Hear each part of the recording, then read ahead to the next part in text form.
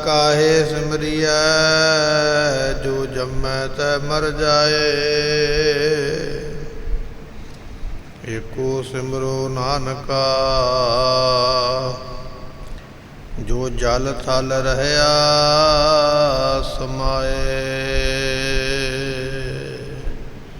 हाँ आया दूरों चल के मैं तकी तो सरनाए जियो। मैं आसा रखी चित में मेरा सबो दुख गवाए जियो। सुखा होटल गुरु सेविया ऐनस सहज सुभाए।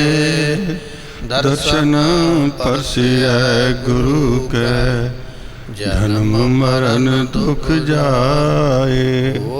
सिफत समाधि नूर अरसों कुरसों चटिया। डिठे सच्चे पातशाह जन्म जन्म दी कटिया। सच्चे पातशाह जन्म जन्म दी कटिया। सतनाम श्री वाहिगुरु साहिब जीओ। आसा संत तुझी तन संगत प्राण। सतगुर ज्ञान जानै संत देवा देव। संत ची संगत संत कथा रस। संत प्रेम मांझा दीजै देवा देवा। संत तुझी तन संगत प्राण। वाहिगुरु जी का खालसा वाहिगुरु जी की फतेह। वालिए कुल आलम सरवरे कायनात जुगो जुग अटल। गरीब नवाज सतगुरु गुरु ग्रंथ साहिब जियां दी पवित्र पावन हजूरी अंदर विराजमान हो रही गुरु की संगत।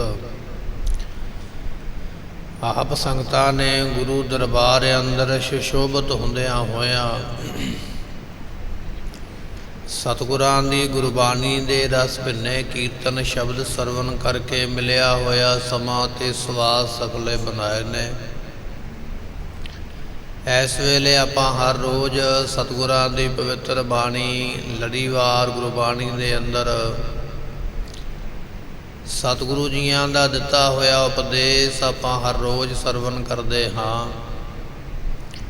जिवें अज सतगुरु महाराज जी बख्शिश कर रहे ने। आओ बड़ी भावना दे नाल सतगुरां दी गुरबाणी दी विचार उपदेश नूं सरवण करके लाहा प्राप्त करिए।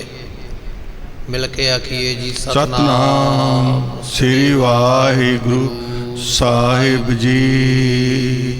सतनाम श्री वाहिगुरु साहिब जी। आसा संत तुझी तन संगत प्राण। सतगुरु पातशाह जी भगत रविदास की रसना तो सानू ये उपदेश बख्शिश कर रहे ने। जो शब्द असी सरवण करन जा रहे हाँ श्रोमणी भगत भगत रविदास जियां ने यह उपदेश सानू अज दा बख्शिश किया है। आसा राग का नाम है। आसा राग के अंदर ये उपदेश प्राप्त हो रहा है। भगत रविदास जी फरमाउंदे ने संत तुझी तन। तन नाम गुरमुखो स्वरूप का है। भगत रविदास जी फरमाउंदे ने है परमात्मा जिहड़े संत ने ना वो तेरा ही स्वरूप हैं। तेरा ही रूप हैं। तू संतां दा रूप है। आपां बचन पढ़ते हैं गुरु गोबिंद सिंह महाराज जियां दा हर हर जन दुई एक है बिब विचार केश नाहे। 10वें पातशाह महाराज साहब जियां ने भी ये फैसला सानू दिता है भी संत जिहड़े ने वो परमात्मा का ही रूप हैं। संत अनंत है भेद किश नाही। ਸੰਤ ਦਾ ਤੇ ਪਰਮਾਤਮਾ ਦਾ ਕੋਈ ਭੇਦ ਫਰਕ ਨਹੀਂ ਹੈ, ਇੱਕੋ ਹੀ ਰੂਪ ਹਨ। ਭਗਤ ਜੀ ਬਖਸ਼ਿਸ਼ ਕਰਦੇ ਨੇ, ਕਹਿਣ ਲੱਗੇ ਸੰਤ ਤੁਜੀ ਤਨ, ਤਨ ਨਾਮ ਸਰੂਪ ਦਾ ਇਹ ਪਰਮਾਤਮਾ ਮੈਂ ਉਹਨਾਂ ਸੰਤਾਂ ਸਾਧੂਆਂ ਨੂੰ ਜਿਹੜੇ ਨਾਮ ਜਪਣ ਵਾਲੇ ਨੇ ਉਹਨਾਂ ਨੂੰ ਤੇਰਾ ਸਰੂਪ ਜਾਣਦਾ। ਹੁਣ ਭਗਤਾਂ ਦੀ ਬਿਰਤੀ ਕਿਹੋ ਜਿਹੀ ਹੈ ਔਰ ਸੰਸਾਰੀ ਲੋਕਾਂ ਦੀ ਬਿਰਤੀ ਕਿਹੋ ਜਿਹੀ ਆਪਾਂ ਜਾਣਦੇ ਹਾਂ। ਅੱਜ ਦੇ ਸੰਸਾਰੀ ਲੋਕ ਨਿੰਦਿਆ ਤੋਂ ਬਿਨਾਂ ਕੁਝ ਨਹੀਂ ਜਾਣਦੇ, ਕੇਵਲ ਨਿੰਦਿਆ ਕਰਨੀ ਜਾਣਦੇ। ਕਿਸੇ ਮਹਾਤਮਾ ਦੀ, ਕਿਸੇ ਗੁਰਮੁਖ ਦੀ, ਕਿਸੇ ਸਾਧੂ ਦੀ ਨਿੰਦਿਆ ਬੜੀ ਕਰਦੇ ਨੇ। ਪਰ ਜਿਹੜਾ ਬਚਨ ਇੱਥੇ ਅੱਜ ਸਾਨੂੰ ਝੋਲੀ ਪੈ ਰਿਹਾ ਹੈ, ਸਾਨੂੰ ਇਹ ਗਿਆਨ ਮਿਲਦਾ ਪਿਆ ਸਤਿਗੁਰਾਂ ਦੇ ਕੋਲੋਂ ਵੀ ਨਿੰਦਾ ਭਲੀ ਕਿਸੇ ਕੀ ਨਾਹੀ, ਨਿੰਦਿਆ ਤੇ ਕਿਸੇ ਦੀ ਵੀ ਕਰਨੀ ਚੰਗੀ ਨਹੀਂ ਹੈ। ਪਰ ਕਿਸੇ ਸਾਧੂ ਦੀ ਨਿੰਦਿਆ ਕਰਨੀ, ਉਹਦਾ ਕਰਮ ਜਿਹੜਾ ਹੈ ਉਹ ਆਪਣੇ ਨਾਮ ਲਗਵਾਉਣ ਵਾਲੀ ਗੱਲ ਹੋ ਜਾਂਦੀ ਹੈ। ਬੜਾ ਵੱਡਾ ਇਤਿਹਾਸ ਦਾ ਬਚਨ ਆਪਾਂ ਸਰਵਣ ਕਰਦੇ ਹਾਂ। ਕਹਿਣ ਲੱਗੇ ਇੱਕ ਰਾਜੇ ਨੇ ਕਿਸੇ ਸਾਧੂ ਨੂੰ ਲਿੱਧ ਦਾਨ ਕਰ ਦਿੱਤੀ। ਮਹਾਰਾਜ ਜੀਆਂ ਦਾ ਬਚਨ ਵੀ ਆਇਆ ਗੁਰਬਾਣੀ ਦੇ ਅੰਦਰ, ਅਜੈ ਸਰੋਵੈ ਭਿਖਿਆ ਖਾਏ, ਐਸੀ ਦਰਗਾਹ ਮਿਲੈ ਸਜਾਏ। ਸੋ ਅਜੈ ਨਾਮ ਦੇ ਰਾਜੇ ਨੇ ਕੁਕਰਮ ਕੀਤਾ। ਸਾਖੀ ਬੜੀ ਲੰਮੀ ਹੈ, ਆਪਾਂ ਕੇਵਲ ਸਮਝਣ ਵਾਸਤੇ ਇੱਥੇ ਟੂਕ ਮਾਤਰ ਇਸ਼ਾਰਾ ਲੈ ਲਿਆ। ਜਦੋਂ ਉਸ ਰਾਜੇ ਨੇ ਇੱਕ ਬੁੱਕ ਸਾਧੂ ਨੂੰ ਦਾਨ ਕੀਤਾ ਲਿੱਧ ਦਾ, ਤੇ ਉਸ ਵੇਲੇ ਸਾਧੂ ਨੇ ਆਖਿਆ ਤੇਰਾ ਜਿਹੜਾ ਹੈ ਕੀਤਾ ਹੋਇਆ ਦਾਨ ਫੁੱਲ ਬੜਾ ਹੀ ਅੱਗੇ ਵਧੇ ਫੁੱਲੇਗਾ। ਇਸੇ ਤਰ੍ਹਾਂ ਹੀ ਹੋਇਆ। ਉਹ ਇੱਕ ਲਿੱਧ ਦੇ ਬੁੱਕ ਤੋਂ ਕਹਿੰਦੇ ਵੱਡਾ ਢੇਰ ਬਣ ਗਿਆ ਲਿੱਧ ਦਾ। ਜਦੋਂ ਰਾਜੇ ਨੂੰ ਇਸ ਗੱਲ ਦਾ ਪਤਾ ਲੱਗਾ ਤੇ ਉਸ ਵੇਲੇ ਰਾਜੇ ਨੇ ਫਿਰ ਜਾ ਕੇ ਸਾਧੂ ਨੂੰ ਬੇਨਤੀ ਕੀਤੀ। ਕਹਿਣ ਲੱਗਾ ਜੀ ਮੈਂ ਗਲਤੀ ਨਾਲ ਇਹ ਕਰ ਬੈਠਾ, ਹੁਣ ਮੈਨੂੰ ਮਾਫੀ ਦਿੱਤੀ ਜਾਵੇ, ਕਿਉਂਕਿ ਮੈਂ ਪੜ੍ਹਿਆ ਹੈ ਤੇ ਸੁਣਿਆ ਵੀ ਹੈ ਮਹਾਤਮਾ ਦੇ ਕੋਲੋਂ, ਵਿਦਵਾਨਾਂ ਦੇ ਕੋਲੋਂ ਵੀ ਦਿੱਤਾ ਹੋਇਆ ਦਾਨ ਖਾਣਾ ਪੈਂਦਾ, ਕਿਰਪਾ ਕਰੋ। ਉਸ ਵੇਲੇ ਮਹਾਤਮਾ ਨੇ ਕਿਹਾ, ਕਹਿਣ ਲੱਗੇ ਭਾਈ ਹੁਣ ਤੂੰ ਆਪਣੀ ਨਿੰਦਿਆ ਕਰਵਾ ਜਿੰਨੀ ਕਰਵਾ ਸਕਦਾ। ਜਦੋਂ ਨਿੰਦਿਆ ਕਰਵਾਵੇਂਗਾ ਇਹ ਲਿੱਧ ਉਸ ਵੇਲੇ ਖਤਮ ਹੋ ਜਾਏਗੀ, ਘਟ ਜਾਏਗੀ। ਰਾਜੇ ਨੇ ਨਿੰਦਿਆ ਸ਼ੁਰੂ ਕਰਵਾ ਦਿੱਤੀ। ਉਹ ਜਿਹੜਾ ਲਿੱਧ ਦਾ ਭਾਰ ਸੀ ਨਾ, ਸਾਰੇ ਲੋਕਾਂ ਵਿੱਚ ਵੰਡਿਆ ਗਿਆ। ਸਾਰੇ ਲੋਕਾਂ ਨੇ ਨਿੰਦਿਆ ਕਰ ਕਰਕੇ ਉਹਦੀ ਲਿੱਧ ਵੰਡਾ ਲਈ। ਲਿੱਧ ਨਿੰਦਿਆ ਇੰਨੀ ਮਾੜੀ ਹੈ, ਜਦੋਂ ਅਸੀਂ ਨਿੰਦਿਆ ਕਰਦੇ ਨਾ ਅਸੀਂ ਅਗਲੇ ਦਾ ਪਾਪ ਧੋ ਦਿੰਦੇ ਹਾਂ। ਅਸੀਂ ਅਗਲੇ ਦੇ ਕੀਤੇ ਹੋਏ ਕਰਮ ਨੂੰ, ਪਾਪ ਕਰਮ ਨੂੰ ਆਪਣੇ ਲੇਖੇ ਲੈ ਆਉਂਦੇ ਹਾਂ। ਤੇ ਜਦੋਂ ਐਡਾ ਵੱਡਾ ਪਾਪ ਹੋਇਆ ਤੇ ਉਸ ਪਾਪ ਦੀ ਫਿਰ ਨਿੰਦਿਆ ਕਰਵਾ ਕੇ ਜਦੋਂ ਪਾਪ ਮਿਟਣਾ ਚਾਹਿਆ ਤੇ ਗੁਰਮੁਖੋ ਉਹ ਬੁੱਕ ਫਿਰਦਾ ਫਿਰ ਉੱਥੇ ਹੀ ਪਿਆ ਰਹਿ ਗਿਆ। ਬਾਕੀ ਤੇ ਸਾਰਾ ਮੁੱਕ ਗਿਆ, ਪਰ ਬੁੱਕ ਨਹੀਂ ਖਤਮ ਹੋਇਆ। ਜਿਹੜਾ ਦਿੱਤਾ ਸੀ ਮੂਲ ਨਹੀਂ ਖਤਮ ਹੋਇਆ। ਫਿਰ ਮਹਾਤਮਾ ਦੇ ਕੋਲ ਗਿਆ, ਕਹਿਣ ਲੱਗਾ ਜੀ ਇਹ ਬੁੱਕ ਨਹੀਂ ਖਤਮ ਹੋਇਆ, ਬਾਕੀ ਤੇ ਮੁੱਕ ਗਿਆ ਸਾਰਾ ਕੁਝ। ਮਹਾਤਮਾ ਕਹਿਣ ਲੱਗੇ ਇਹ ਹੁਣ ਬੁੱਕ ਤਾਂ ਖਤਮ ਹੋਵੇਗਾ ਕਿਸੇ ਸਾਧੂ ਦੀ ਨਿੰਦਿਆ, ਕਿਸੇ ਸਾਧੂ ਕੋਲੋਂ ਨਿੰਦਿਆ ਕਰਵਾ, ਤੇ ਫਿਰ ਇਹ ਖਤਮ ਹੋਵੇਗਾ। ਫਿਰ ਕਿਸੇ ਸਾਧੂ ਕੋਲ ਚਲਾ ਗਿਆ। ਜਦੋਂ ਆਪਣੀ ਨਿੰਦਿਆ ਕਰਾਉਣ ਦਾ ਯਤਨ ਕਰਨ ਲੱਗਾ ਤੇ ਸਾਧੂ ਹੱਸ ਪਏ। ਕਹਿਣ ਲੱਗੇ ਲਿੱਧ ਦਾ ਬੁੱਕ ਤੁਸੀਂ ਦਾਨ ਕਰੋ ਅਤੇ ਖਾਈਏ, ਅਸੀਂ ਇਹ ਕਿਵੇਂ ਹੋ ਸਕਦਾ ਹੈ। ਸੋ ਉਸ ਵੇਲੇ ਕਹਿਣ ਲੱਗੇ ਵੀ ਉਸ ਨੂੰ ਆਪਣਾ ਕੀਤਾ ਕਰਮ ਭੋਗਣਾ ਪਿਆ। ਇਹ ਆਪਾਂ ਵਿਚਾਰ ਇੱਥੇ ਤਾਂ ਸਰਵਣ ਕੀਤੀ ਹੈ। ਨਿੰਦਿਆ ਤੇ ਆਮ ਬੰਦੇ ਦੀ ਕਰਨੀ ਮਾੜੀ ਹੈ। ਜੇ ਅਸੀਂ ਕਰਾਂਗੇ ਤੇ ਉਹਦਾ ਪਾਪ ਧੋਂਦੇ ਹਾਂ, ਉਹਦੇ ਪਾਪ ਦੇ ਅਸੀਂ ਭਾਗੀ ਬਣ ਜਾਂਦੇ ਹਾਂ। ਪਰ ਜੇ ਅਸੀਂ ਸਾਧੂ ਦੀ ਨਿੰਦਿਆ ਕਰਾਂਗੇ ਤੇ ਉਹਦਾ ਫਲ ਤੇ ਉਸ ਤੋਂ ਵੀ ਜ਼ਿਆਦਾ ਵੱਡਾ ਪ੍ਰਾਪਤ ਹੁੰਦਾ ਹੈ, ਉਸ ਤੋਂ ਵੀ ਵੱਡੇ ਪਾਪੀ ਬਣ ਜਾਈਦਾ। ਅੱਜ ਦੁਨੀਆ ਦੇ ਲੋਕ ਕੇਵਲ ਪਾਪ ਕਰਨਾ ਔਰ ਜਿਹੜਾ ਹੈ ਨਿੰਦਿਆ ਕਰਨੀ ਜਾਣਦੇ। ਪਰ ਭਗਤ ਰਵਿਦਾਸ ਜੀ ਕਹਿਣ ਲੱਗੇ ਪਰਮਾਤਮਾ ਮੈਂ ਤੇ ਇਹ ਜਾਣਦਾ ਹਾਂ ਸੰਤ ਤੁਜੀ ਤਨ, ਸੰਤ ਜਿਹੜੇ ਨੇ ਉਹ ਤੇਰਾ ਸਰੂਪ ਹਨ। ਤੇਰੇ ਵਿੱਚ ਤੇ ਸੰਤਾਂ ਵਿੱਚ ਸਾਧੂਆਂ ਵਿੱਚ ਕੋਈ ਫਰਕ ਨਹੀਂ ਹੈ। ਸੋ ਐਸੀ ਬਖਸ਼ਿਸ਼ ਕਰਦੇ ਨੇ। ਫਿਰ ਆਪਾਂ ਨੂੰ ਫਰਮਾਉਂਦੇ ਹਨ ਸੰਤ ਤੁਜੀ ਤਨ ਸੰਗਤ ਪ੍ਰਾਨ। ਉਹ ਤਨਾ ਨਾਮ ਪੁੱਤਰ ਦਾ ਵੀ ਹੈ। ਦੂਜਾ ਅਰਥ ਵਿਦਵਾਨ ਇਸ ਤਰ੍ਹਾਂ ਵੀ ਕਰ ਲੈਂਦੇ, ਤਨ ਨਾਮ ਪੁੱਤਰ ਦਾ ਹੈ। ਐ ਪਰਮਾਤਮਾ ਜਿਹੜੇ ਸੰਤ ਨੇ ਨਾ ਉਹ ਤੇਰੇ ਪੁੱਤਰ ਨੇ, ਤੇ ਤੂੰ ਉਹਨਾਂ ਸੰਤਾਂ ਦਾ ਬਾਪ ਹੈ। ਤੂੰ ਸਾਂਝਾ ਸਾਹਿਬ ਬਾਪ ਹਮਾਰਾ। ਭਗਤਾਂ ਨੇ ਬਚਨ ਵੀ ਕੀਤੇ ਨਾ ਗੁਰਬਾਣੀ ਦੇ ਵਿੱਚ। ਇੱਥੇ ਸਾਧੂਆਂ ਨੂੰ ਭਗਤ ਰਵਿਦਾਸ ਨੇ ਉਸ ਅਕਾਲ ਪੁਰਖ ਦੇ ਪੁੱਤਰ ਆਖਿਆ ਹੈ। 10ਵੇਂ ਪਾਤਸ਼ਾਹ ਮਹਾਰਾਜ ਨੇ ਵੀ ਲਿਖਿਆ ਗੁਰਬਾਣੀ ਦੇ ਅੰਦਰ। ਕਹਿਣ ਲੱਗੇ ਜਦੋਂ ਸਾਨੂੰ ਅਕਾਲ ਪੁਰਖ ਦੇ ਦਰਸ਼ਨ ਹੋਏ ਨਾ ਤੇ ਉਹਨਾਂ ਨੇ ਫਿਰ ਇਹ ਬਚਨ ਕੀਤੇ ਸਨ, ਮੈਂ ਆਪਣਾ ਸੁਤ ਤੋਹੇ ਨਿਵਾਜਾ, ਪੰਥ ਪਰ ਚੁਰ ਕਰਬੇ ਕੋ ਸਾਜਾ। ਕਿ ਐ ਸੋ ਦੁਸ਼ਟ ਦਮਨ ਜੀ, ਮੈਂ ਤੁਹਾਨੂੰ ਆਪਣਾ ਪੁੱਤਰ ਐਲਾਨ ਕਰਦਾ ਹਾਂ, ਤੁਸੀਂ ਮੇਰੇ ਪੁੱਤਰ ਬਣ ਕੇ ਸੰਸਾਰ ਵਿੱਚ ਜਾਓ ਅਤੇ ਜਾ ਕੇ ਉੱਥੇ ਪੰਥ ਚਲਾਉਣਾ ਕਰੋ। ਸੋ ਐਸੇ ਜਿਹੜੇ ਸਾਧੂ ਨੇ, ਨਾਮ ਜਪਣ ਵਾਲੇ, ਬੰਦਗੀ ਕਰਨ ਵਾਲੇ, ਭਗਤ ਰਵਿਦਾਸ ਜੀ ਕਹਿੰਦੇ ਉਹਨਾਂ ਨੂੰ ਪਰਮਾਤਮਾ ਨੇ ਆਪਣੇ ਪੁੱਤਰ ਬਣਾਇਆ ਹੋਇਆ। ਸੰਤ ਤੁਜੀ ਤਨ, ਜਿਹੜੇ ਸੰਤ ਨੇ ਪਰਮਾਤਮਾ, ਉਹ ਤੇਰੇ ਤਨਾ ਕਹੀਏ ਪੁੱਤਰ ਨੇ।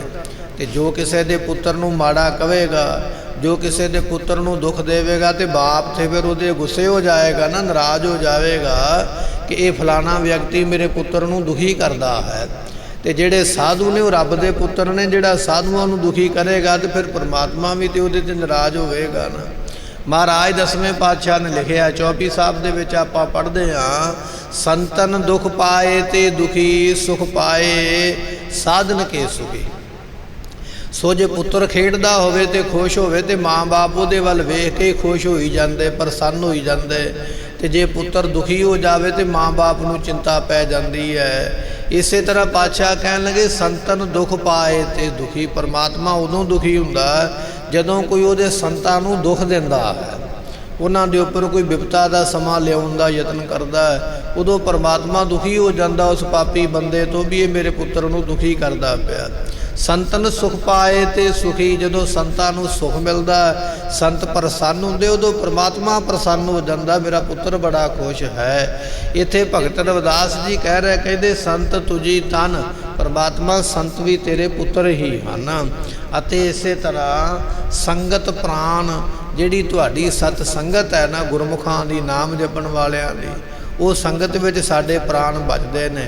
ਤੁਹਾਡੀ ਸੰਗਤ ਨਾਮ ਜਪਣ ਵਾਲੇ ਸਾਧੂਆਂ ਦੀ ਜਿਹੜੀ ਹੈ ਉਹ ਸਾਡੇ ਪ੍ਰਾਣਾਂ ਦਾ ਕੰਮ ਕਰਦੀ ਹੈ। ਸਤਿਗੁਰ ਗਿਆਨ ਜਾਣੈ ਸੰਤ ਦੇਵਾ ਦੇਵ। ਭਗਤ ਰਵਿਦਾਸ ਜੀ ਨੂੰ ਪੁੱਛ ਲਿਆ, ਕਿਸੇ ਕੋਲ ਬੈਠੇ ਨੇ, ਕਹਿੰਦੇ ਜੀ ਤੁਹਾਨੂੰ ਇਹ ਗਿਆਨ ਕਿੱਥੋਂ ਹੋਇਆ ਵੀ ਸੰਤ ਜਿਹੜੇ ਨੇ ਉਹ ਪਰਮਾਤਮਾ ਦੇ ਪੁੱਤਰ ਨੇ ਜਾਂ ਪਰਮਾਤਮਾ ਦਾ ਹੀ ਰੂਪ ਹਨ? ਤੇ ਭਗਤ ਰਵਿਦਾਸ ਜੀ ਫਿਰ ਜਵਾਬ ਦਿੰਦੇ ਨੇ, ਕਹਿਣ ਲੱਗੇ, ਸਤਿਗੁਰ ਗਿਆਨ ਜਾਣੈ। ਮੈਂ ਗੁਰੂ ਦੇ ਗਿਆਨ ਤੋਂ ਇਹ ਗੱਲ ਜਾਣੀ ਹੈ, ਆਪਣੇ ਆਪ ਤੇ ਮੈਨੂੰ ਨਹੀਂ ਪਤਾ ਲੱਗਾ, ਪਰ ਜਦੋਂ ਗੁਰੂ ਦਾ ਗਿਆਨ ਮਿਲਿਆ ਨਾ ਤੇ ਉਸ ਵੇਲੇ ਗੁਰੂ ਦੇ ਗਿਆਨ ਤੋਂ ਇਹ ਗੱਲ ਸਮਝ ਆ ਗਈ ਵੀ ਸੰਤ ਦੇਵਾ ਦੇਵ, ਜਿਹੜੇ ਦੇਵਤੇ ਨੇ ਉਹਨਾਂ ਦੇ ਵੀ ਪੂਜਣਯੋਗ ਸੰਤ ਨੇ। ਸੋ ਦੇਵਤੇ ਵੀ ਸੰਤਾਂ ਨੂੰ ਪੂਜਦੇ ਪਏ ਨੇ। ਏਡੀ ਵੱਡੀ ਪਦਵੀ ਪ੍ਰਾਪਤ ਹੈ ਰੱਬ ਦੇ ਪਿਆਰਿਆਂ ਨੂੰ, ਬੰਦਗੀ ਕਰਨ ਵਾਲਿਆਂ ਨੂੰ। ਬ੍ਰਹਮ ਗਿਆਨੀ ਕੋ ਖੋਜੇ ਮਹੇਸ਼ਰ, ਬ੍ਰਹਮ ਗਿਆਨੀ ਆਪ ਪਰਮੇਸ਼ਰ। ਗੁਰੂ ਅਰਜਨ ਸਾਹਿਬ ਪਾਤਸ਼ਾਹ ਨੇ ਵੀ ਬਚਨ ਲਿਖਿਆ, ਕਹਿਣ ਲੱਗੇ ਰੱਬ ਦੀ ਬੰਦਗੀ ਕਰਨ ਵਾਲਾ ਜਿਹੜਾ ਬ੍ਰਹਮ ਗਿਆਨੀ ਹੈ ਨਾ, ਉਹਦੀ ਪੂਜਾ ਵਾਸਤੇ ਤੇ ਵੱਡੇ ਵੱਡੇ ਮਹੇਸ਼ਰ ਵਰਗੇ, ਸ਼ਿਵ ਜੀ ਵਰਗੇ ਦੇਵਤੇ ਤੁਰੇ ਫਿਰਦੇ ਨੇ। ਐਸੇ ਸਾਧੂ ਦੀ ਸਾਨੂੰ ਪ੍ਰਾਪਤੀ ਹੋਵੇ। ਮਹਾਰਾਜ ਕਹਿਣ ਲੱਗੇ, ਸਤਿਗੁਰ ਗਿਆਨ ਜਾਣੈ ਸੰਤ ਦੇਵਾ ਦੇਵ, ਜਿਹੜੇ ਸੰਤ ਨੇ ਨਾ ਭਾਈ, ਉਹ ਦੇਵਤਿਆਂ ਦੇ ਵੀ ਦੇਵਾ ਕਹੀਏ ਪੂਜਣਯੋਗ ਨੇ। ਦੇਵਤੇ ਵੀ ਐਸੇ ਸਾਧੂਆਂ ਦੀ ਪੂਜਾ ਕਰਦੇ ਜਿਹੜੇ ਨਾਮ ਜਪਦੇ ਨੇ। ਤੇ ਜਿਨ੍ਹਾਂ ਦੀ ਪੂਜਾ ਦੇਵਤੇ ਕਰਦੇ, ਅਸੀਂ ਉਹਨਾਂ ਸੰਤਾਂ ਦੀ ਨਿੰਦਿਆ ਕਰਦੇ, ਸਾਧੂਆਂ ਦੀ ਨਿੰਦਿਆ ਕਰਦੇ, ਗੁਰਮੁਖਾਂ ਦੀ ਨਿੰਦਿਆ ਕਰਦੇ ਆਪਣੀ ਜ਼ੁਬਾਨ ਤੋਂ। ਪਰ ਭਗਤ ਰਵਿਦਾਸ ਜੀ ਦਾ ਨਜ਼ਰੀਆ ਕੀ ਹੈ? ਕਹਿਣ ਲੱਗੇ, ਭਾਈ ਉਹ ਜਿਹੜੇ ਸਾਧੂ ਨੇ ਉਹ ਦੇਵਤਿਆਂ ਦੇ ਵੀ ਪੂਜਣਯੋਗ ਨੇ, ਪਰ ਇਹ ਸਾਨੂੰ ਗੱਲ ਉਦੋਂ ਪਤਾ ਲੱਗੀ ਹੈ ਸਤਿਗੁਰ ਗਿਆਨ ਜਾਣੈ, ਜਦੋਂ ਸਾਨੂੰ ਪੂਰੇ ਗੁਰੂ ਦਾ ਗਿਆਨ ਪ੍ਰਾਪਤ ਹੋਇਆ, ਉਦੋਂ ਇਹ ਗੱਲ ਸਮਝ ਪਈ ਹੈ। ਸੰਤ ਜੀ ਸੰਗਤ ਸੰਤ ਕਥਾ ਰਸ। ਇੱਥੇ ਹੁਣ ਬੇਨਤੀ ਕਰਦੇ ਨੇ, ਅਕਾਲ ਪੁਰਖ ਦੁਨੀਆ ਜੋ ਮਰਜ਼ੀ ਕਵੇ, ਪਰ ਮੇਰੀ ਇੱਕ ਬੇਨਤੀ ਹੈ ਤੇਰੇ ਚਰਨਾਂ ਦੇ ਵਿੱਚ। ਅਕਾਲ ਪੁਰਖ ਜੀ ਕਹਿਣ ਲੱਗੇ, ਦੱਸੋ ਰਵਿਦਾਸ ਜੀ ਕੀ ਬੇਨਤੀ ਹੈ? ਕਹਿਣ ਲੱਗੇ, ਸੰਤ ਚੀ ਸੰਗਤ, ਦੁਨੀਆ ਜੋ ਮਰਜ਼ੀ ਕਵੇ, ਪਰ ਮੈਨੂੰ ਸੰਤਾਂ ਦੀ ਸੰਗਤ ਕਰਨੀ ਦੇਵੋ। ਮੈਂ ਤੁਹਾਡੇ ਸੰਤਾਂ ਸਾਧੂਆਂ ਦੀ ਸੰਗਤ ਵਿੱਚ ਰਵਾਂ, ਇਹ ਮੈਨੂੰ ਵਰ ਬਖਸ਼ਿਸ਼ ਕਰ ਦਿਓ। ਸੋ ਮੈਂ ਉਹਨਾਂ ਦੀ ਸੰਗਤ ਤੋਂ ਬਾਹਰੀ ਕਦੇ ਨਾ ਜਾਵਾਂ, ਇਹ ਮੈਨੂੰ ਵਰ ਬਖਸ਼ਿਸ਼ ਕਰੋ। ਭਾਈ ਬਾਲਾ ਜੀ ਗੁਰੂ ਨਾਨਕ ਸਾਹਿਬ ਮਹਾਰਾਜ ਜੀਆਂ ਦੇ ਜਿਸ ਵੇਲੇ ਨਾਲ ਰਹਿੰਦੇ, ਸਤਿਗੁਰੂ ਨਾਨਕ ਦੇਵ ਪਾਤਸ਼ਾਹ ਮਹਾਰਾਜ ਜੀਆਂ ਨੇ ਇੱਕ ਦਿਨ ਪ੍ਰਸੰਨ ਹੋ ਕੇ ਆਖਿਆ, ਭਾਈ ਬਾਲਾ ਜੀ ਕੀ ਚਾਹੀਦਾ ਮੰਗ ਲਵੋ। ਉਸ ਵੇਲੇ ਭਾਈ ਬਾਲਾ ਜੀ ਕਹਿਣ ਲੱਗੇ, ਮਹਾਰਾਜ ਜੇ ਦੇਣ ਲੱਗੇ ਹੋ ਤੇ ਮੈਨੂੰ ਇਹ ਕਿਰਪਾ ਕਰਕੇ ਦੇ ਦਿਓ ਵੀ ਮੈਂ ਤੁਹਾਡੀ ਆਗਿਆ ਵਿੱਚ ਰਵਾਂ, ਤੁਹਾਡੇ ਹੁਕਮ ਦੇ ਵਿੱਚ ਰਵਾਂ, ਤੁਹਾਡੀ ਸੰਗਤ ਵਿੱਚ ਰਵਾਂ, ਮੈਂ ਇਹਦੇ ਤੋਂ ਬਾਹਰ ਨਾ ਜਾਵਾਂ, ਇਹ ਵਰ ਮੈਨੂੰ ਬਖਸ਼ਿਸ਼ ਕਰੋ। ਤੇ ਗੁਰੂ ਨਾਨਕ ਦੇਵ ਪਾਤਸ਼ਾਹ ਕਹਿਣ ਲੱਗੇ, ਭਾਈ ਬਾਲਾ ਜੀ ਸਾਰਾ ਕੁਝ ਹੀ ਮੰਗ ਲਿਆ ਇਸ ਬਚਨ ਦੇ ਨਾਲ। ਸੋ ਇੱਥੇ ਭਗਤ ਰਵਿਦਾਸ ਜੀ ਵੀ ਕਹਿ ਰਹੇ, ਸੰਤ ਚੀ ਸੰਗਤ, ਪਰਮਾਤਮਾ ਆਪਣੇ ਸੰਤਾਂ ਦੀ ਸੰਗਤ ਮੈਨੂੰ ਬਖਸ਼ਿਸ਼ ਕਰ ਅਤੇ ਇਸੇ ਤਰ੍ਹਾਂ ਸੰਤ ਕਥਾ ਰਸ, ਜਿੱਥੇ ਸੰਤ ਸਾਧੂ ਕਥਾ ਕਰਦੇ ਨੇ ਉਸ ਕਥਾ ਦਾ ਰਸ ਮੈਨੂੰ ਪ੍ਰਾਪਤ ਹੋਵੇ, ਜਾਂ ਸਾਧੂਆਂ ਦੇ ਜੀਵਨੀ ਦੀ ਕਥਾ ਜਿਹੜੀ ਹੈ ਉਹ ਮੈਨੂੰ ਪ੍ਰਾਪਤ ਹੋਵੇ, ਐਸੀ ਬਖਸ਼ਿਸ਼ ਕਰਨੀ ਕਰੋ। ਸੰਤ ਪ੍ਰੇਮ ਮਾਝਾ ਦੀਜੈ ਦੇਵਾ ਦੇਵ। ਸਾਰੇ ਦੇਵਤਿਆਂ ਨੂੰ ਪ੍ਰਕਾਸ਼ ਕਰਨ ਵਾਲੇ ਪਰਮਾਤਮਾ, ਸੋ ਮੇਰੇ ਤੇ ਕਿਰਪਾ ਕਰ। ਸੰਤ ਜਿਹੜੇ ਰੱਬ ਦੇ ਪਿਆਰੇ ਨੇ, ਪ੍ਰੇਮ ਮਾਝਾ ਦੀਜੈ, ਉਹਨਾਂ ਦੇ ਵਿੱਚ ਪ੍ਰੇਮ ਮਾਝਾ ਨਾਮ ਵਿਚਦਾ ਹੈ। ਕਹਿੰਦੇ ਵੀ ਸਾਧੂਆਂ ਦੀ ਸੰਗਤ ਵਿੱਚ ਪ੍ਰੇਮ ਕਰਨਾ ਮੈਨੂੰ ਦੇ। ਕਈ ਵਾਰੀ ਅਸੀਂ ਸੰਗਤ ਵਿੱਚ ਚਲੇ ਜਾਈਦਾ ਪਰ ਸੰਗਤ ਵਿੱਚ ਜਾ ਕੇ ਸਾਡਾ ਮਨ ਨਹੀਂ ਜੁੜਦਾ, ਜਾਂ ਸਾਨੂੰ ਕਈ ਤਰ੍ਹਾਂ ਦੇ ਖਿਆਲ ਆਉਂਦੇ ਨੇ, ਮਾੜੇ ਤੇ ਚੰਗੇ, ਘਰ ਦੇ ਕੰਮ ਧੰਦੇ ਯਾਦ ਆ ਜਾਂਦੇ। ਸੰਗਤ ਵਿੱਚ ਬੈਠੇ ਸਰੀਰ ਕਰਕੇ ਪਰ ਮਨ ਕੋਈ ਨਹੀਂ ਜੁੜਿਆ ਹੈ। ਇੱਥੇ ਭਗਤ ਰਵਿਦਾਸ ਜੀ ਕਹਿਣ ਲੱਗੇ, ਪਰਮਾਤਮਾ ਸੰਤਾਂ ਦੀ ਇਕੱਲੀ ਸੰਗਤ ਨਹੀਂ, ਮੈਨੂੰ ਸੰਤਾਂ ਦੇ ਵਿੱਚ ਬੈਠਣ ਦਾ ਪ੍ਰੇਮ ਵੀ ਬਖਸ਼ਿਸ਼ ਕਰ, ਕਿਉਂਕਿ ਇਹ ਵੀ ਤੂੰ ਹੀ ਕਰ ਸਕਦਾ। ਤੇਰੀ ਕਿਰਪਾ ਬਿਨਾਂ ਨਾ ਸੰਗਤ ਨਾਲ ਪ੍ਰੇਮ ਹੁੰਦਾ, ਨਾ ਭਾਵਨਾ ਨਾਲ ਬੈਠਾ ਜਾਂਦਾ ਹੈ। ਕਿਰਪਾ ਕਰੋ, ਸੰਤਾਂ ਦੀ ਸੰਗਤ ਵਿੱਚ ਬੈਠਣਾ, ਇਹ ਪ੍ਰੇਮ ਵੀ ਤੁਸੀਂ ਬਖਸ਼ਿਸ਼ ਕਰੋ, ਕਿਉਂਕਿ ਤੁਸੀਂ ਜਿਹੜੇ ਹੋ ਉਹ ਦੇਵਤਿਆਂ ਨੂੰ ਵੀ ਪ੍ਰਕਾਸ਼ ਦੇਣ ਵਾਲੇ ਹੋ, ਸਾਰੀ ਸ੍ਰਿਸ਼ਟੀ ਨੂੰ ਪ੍ਰਕਾਸ਼ ਦਿੰਦੇ ਪਏ ਹੋ। ਸੈ ਭੰਗ ਬਚਨ ਪੜ੍ਹਦੇ ਹਨ ਗੁਰੂ ਨਾਨਕ ਸਾਹਿਬ ਜੀ ਦਾ। ਸਹਿ ਭੰਗ ਤੋਂ ਭਾਵ ਹੁੰਦਾ ਆਪਣੇ ਆਪ ਤੋਂ ਪ੍ਰਕਾਸ਼ ਹੋਣਾ। ਪਰਮਾਤਮਾ ਆਪਣੇ ਆਪ ਤੋਂ ਪ੍ਰਕਾਸ਼ ਹੋ ਰਿਹਾ ਹੈ, ਦੇਵਤੇ ਵੀ ਉਹਦੇ ਕੋਲੋਂ ਪ੍ਰਕਾਸ਼ ਲੈਂਦੇ ਨੇ, ਸਾਰੀ ਦੁਨੀਆ ਉਹਦੇ ਤੋਂ ਪ੍ਰਕਾਸ਼ ਲੈ ਕੇ ਚੱਲਦੀ ਪਈ ਹੈ। ਇਸ ਕਰਕੇ ਇੱਥੇ ਲਿਖਿਆ ਦੇਵਾ ਦੇਵ, ਉਹ ਜਿਹੜਾ ਪਰਮਾਤਮਾ ਹੈ ਦੇਵਤਿਆਂ ਨੂੰ ਵੀ ਪ੍ਰਕਾਸ਼ ਦੇਣ ਵਾਲਾ ਹੈ। ਤੇ ਕਹਿਣ ਲੱਗੇ ਹੈ ਪਰਮਾਤਮਾ ਸਾਨੂੰ ਆਪਣੇ ਸੰਗਤਾਂ ਦੀ ਸੰਗਤ ਵਿੱਚ ਬੈਠਣ ਦਾ ਪ੍ਰੇਮ ਵੀ ਬਖਸ਼ਿਸ਼ ਕਰ, ਇਹ ਸਾਡੇ ਤੇ ਰਹਿਮਤ ਕਰ। ਰਾਉ ਸੰਤ ਚਰਨ ਸੰਤ ਚੋ ਮਾਰਗ, ਸੰਤ ਚੋ ਲਗਣੀ। ਉਸ ਵੇਲੇ ਬਖਸ਼ਿਸ਼ ਕਰਦੇ, ਕਹਿਣ ਲੱਗੇ ਸੰਤ ਆਚਰਨ, ਜਿਹੜੇ ਸੰਤ ਨੇ ਨਾ ਉਹਨਾਂ ਦਾ ਆਚਰਨ ਕਹੀਏ ਕਰਤੱਵ, ਉਹਨਾਂ ਦੀ ਜੀਵਨੀ, ਉਹਨਾਂ ਦਾ ਬੈਠਣਾ ਉੱਠਣਾ, ਨਾਮ ਜਪਣਾ ਬਖਸ਼ਿਸ਼ ਕਰ ਕਿ ਸਾਨੂੰ ਤੇਰੇ ਸੰਤਾਂ ਵਰਗਾ ਆਚਰਨ ਪ੍ਰਾਪਤ ਹੋ ਜਾਵੇ। ਕਿਉਂਕਿ ਜਿਹੋ ਜਿਹੇ ਬੰਦੇ ਦੀ ਅਸੀਂ ਸੰਗਤ ਕਰਾਂਗੇ ਨਾ, ਉਹਦੇ ਗੁਣ ਆਪਣੇ ਆਪ ਸਾਡੇ ਵਿੱਚ ਆ ਜਾਂਦੇ। ਉਹ ਕਿਵੇਂ ਬੈਠਦਾ, ਕਿਵੇਂ ਤੁਰਦਾ, ਕਿਵੇਂ ਬੋਲਦਾ। ਇੱਥੇ ਭਗਤ ਜੀ ਕਹਿ ਰਹੇ ਨੇ ਮੈਨੂੰ ਸੰਤਾਂ ਦੀ ਸੰਗਤ ਬਖਸ਼ਿਸ਼ ਕਰ, ਤਾਂ ਕਿ ਸੰਤਾਂ ਦੇ ਵਾਂਗ ਮੈਨੂੰ ਵੀ ਬੈਠਣਾ ਆਵੇ, ਮੈਨੂੰ ਵੀ ਸੁਣਨਾ ਆਵੇ, ਮੈਨੂੰ ਵੀ ਜਪਣਾ ਆਵੇ। ਭਾਵੇਂ ਕਿ ਭਗਤ ਰਵਿਦਾਸ ਜੀ ਆ ਬੜੇ ਵੱਡੇ ਸੰਤ ਨੇ, ਪਰਮੇਸ਼ਰ ਦਾ ਰੂਪ ਹੋ ਚੁੱਕੇ, ਪਰ ਨਿਮਰਤਾ ਹੈ ਨਾ ਉਹਨਾਂ ਦੀ, ਸਾਨੂੰ ਸਿਖਾਉਂਦੇ ਪਏ ਵੀ ਕਿਵੇਂ ਦਾਤ ਹੁੰਦਿਆਂ ਦਾਤ ਕਿਵੇਂ ਮੰਗਣੀ ਹੈ। ਕਹਿਣ ਲੱਗੇ ਪਰਮਾਤਮਾ ਸੰਤ ਆਚਰਨ, ਜਿਹੜੇ ਸੰਤ ਨੇ ਨਾ ਰੱਬ ਦੇ ਪਿਆਰੇ, ਉਹਨਾਂ ਦਾ ਆਚਰਨ ਕਹੀਏ ਕਰਤੱਵ, ਉਹਨਾਂ ਦੀ ਜੀਵਨੀ ਮੈਨੂੰ ਦੇ, ਮੈਂ ਵੀ ਉਹਨਾਂ ਵਰਗਾ ਬਣ ਜਾਵਾਂ। ਸੋ ਸੰਤ ਚੋ ਮਾਰਗ, ਸੰਤਾਂ ਦਾ ਰਸਤਾ ਬੰਦਗੀ ਵਾਲਾ, ਮਾਰਗ ਨਾਮ ਰਸਤੇ ਦਾ ਹੈ।